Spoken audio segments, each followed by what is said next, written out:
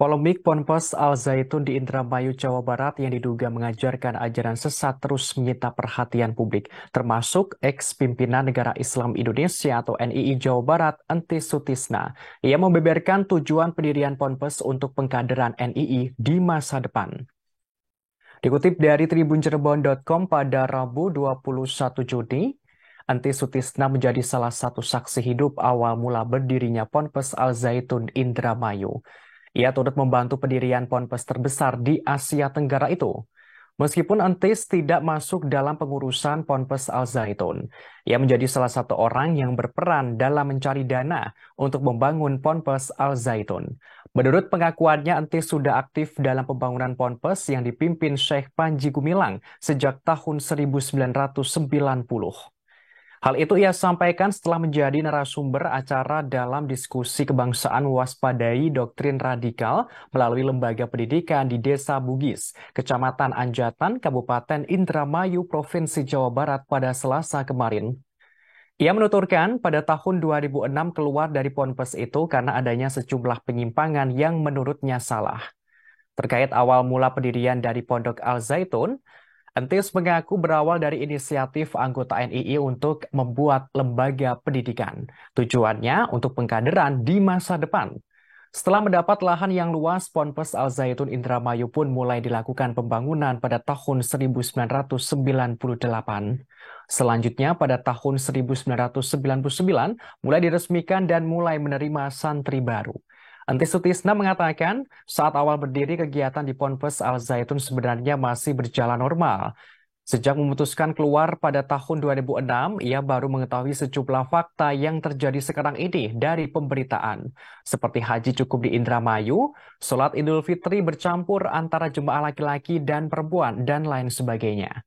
Meski begitu, ia tidak menampik saat masih bergabung dengan Syekh Panji Gumilang, sejumlah penyimpangan juga sudah terjadi. Ia mencontohkan salah satunya terkait ibadah sholat. Menurutnya, Ponpes Al Zaitun belum mewajibkan sholat sebagaimana umat Islam pada umumnya. Dikatakan mereka menganggap sholat baru diwajibkan nanti setelah negara Islam menang.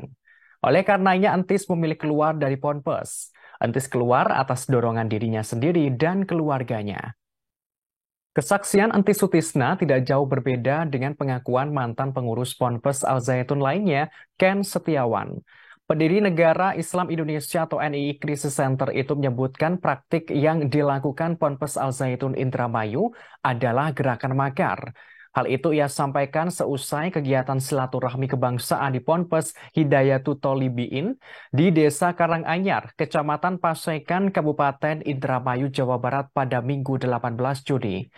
Ia menyebut pihak Ponpes melakukan gerakan politik untuk mendirikan negara di dalam negara.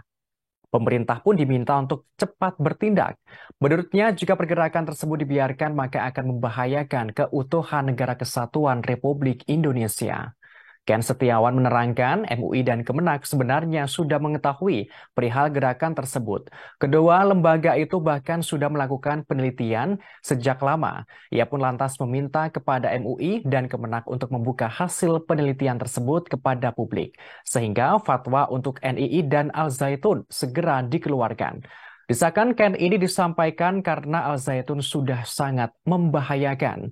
Ia berujar NII di sana mengkolaborasikan ajaran Islam Bugis dan kelembagaan kerasulan.